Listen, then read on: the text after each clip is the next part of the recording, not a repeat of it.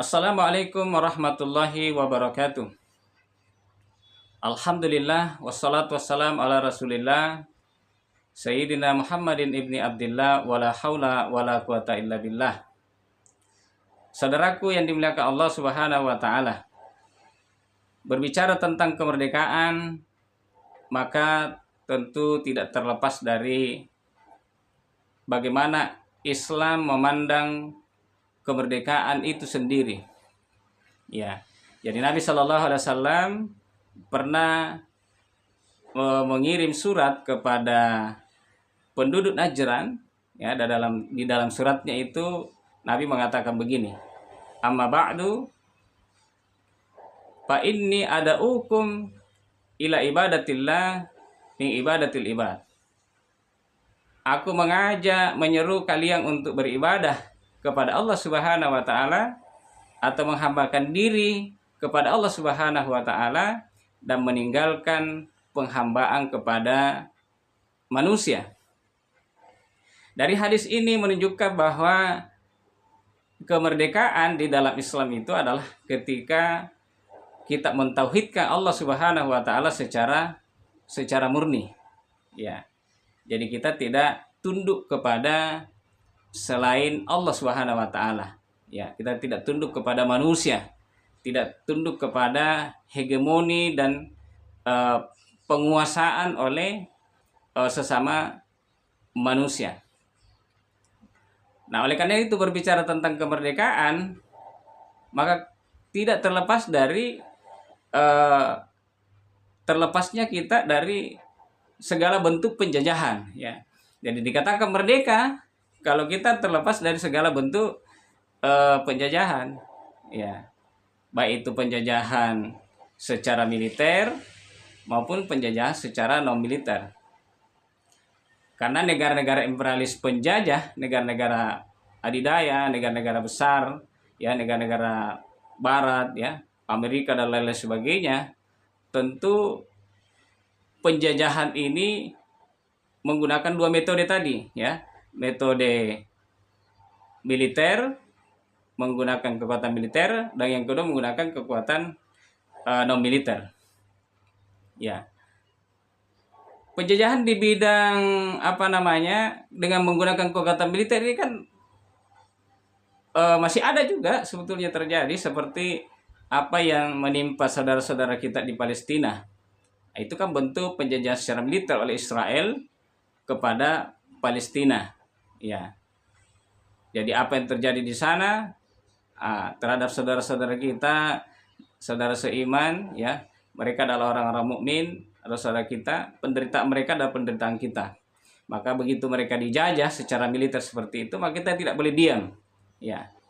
Jadi umat Islam di seluruh dunia ini harus bersatu untuk membebaskan mereka.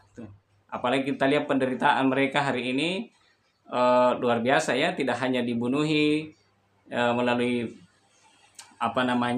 senjata atau bom, tetapi mereka dibunuh dengan cara dibiarkan lapar.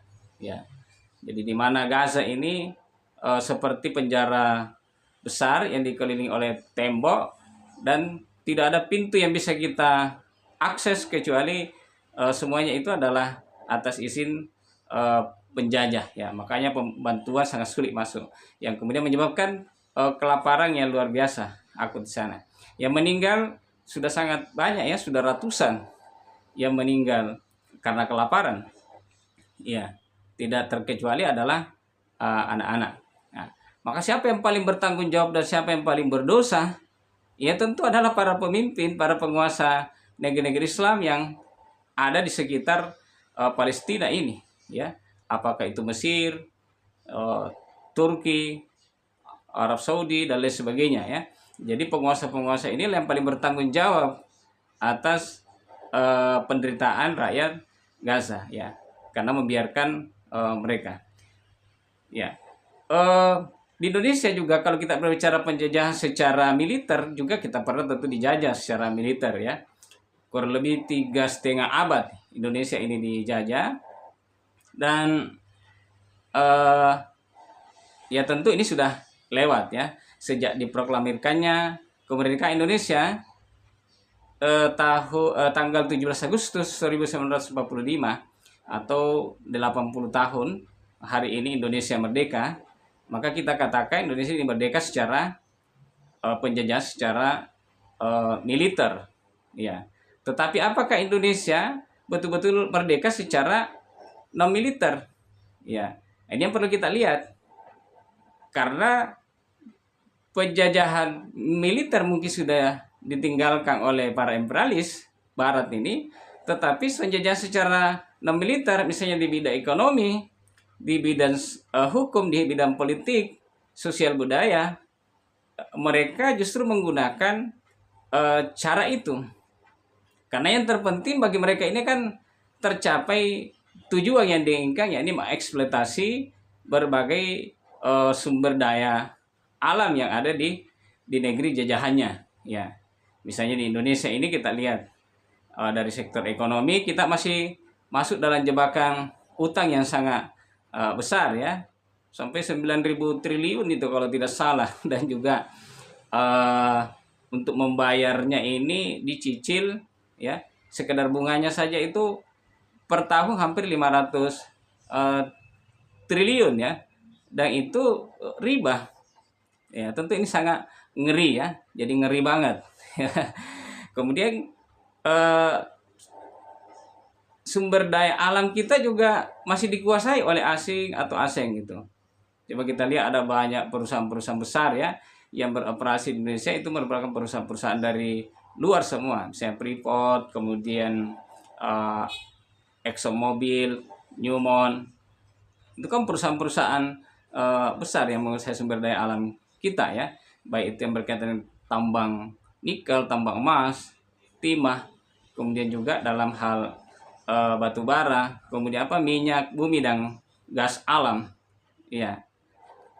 Nah, pemirsa yang dirahmati di belakang Allah Subhanahu Wa Taala, jadi itu penjajahan dari sisi ekonomi, ya. Penjajahan secara hukum juga kita katakan kita masih mewarisi hukum Belanda, ya. Itu berarti hukum warisan penjajah, ya.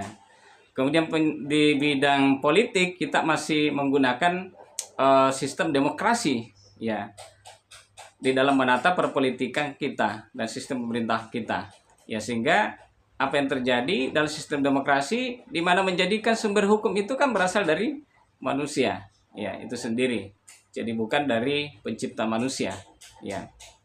Dari sosial budaya kita juga dikuasai secara dipengaruhi secara budaya, ya.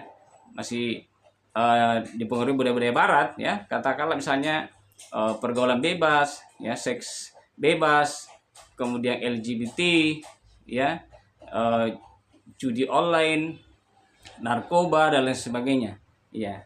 Jadi nampaknya kalau kita lihat realitas seperti ini, kita ini masih jauh dari kemerdekaan secara hakiki, ya. Oleh karena itu, kalau kita mau merdeka secara hakiki, maka sebetulnya kuncinya adalah kita harus kembali kepada mentauhidkan Allah Subhanahu Wa Taala secara murni, ya. Kita hanya berhukum kepada Allah Subhanahu Wa Taala, ya.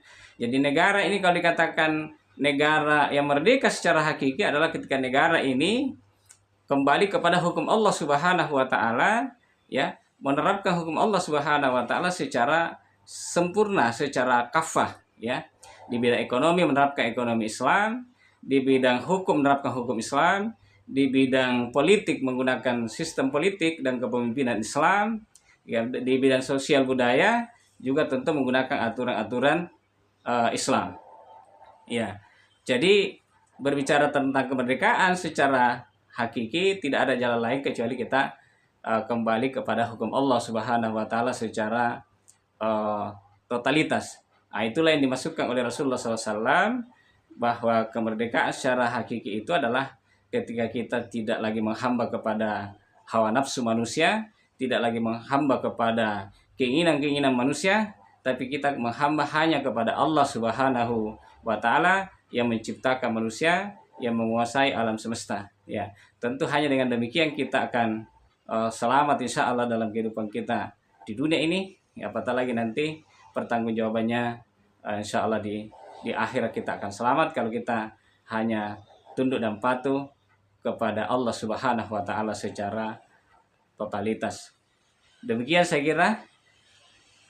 Assalamualaikum warahmatullahi wabarakatuh.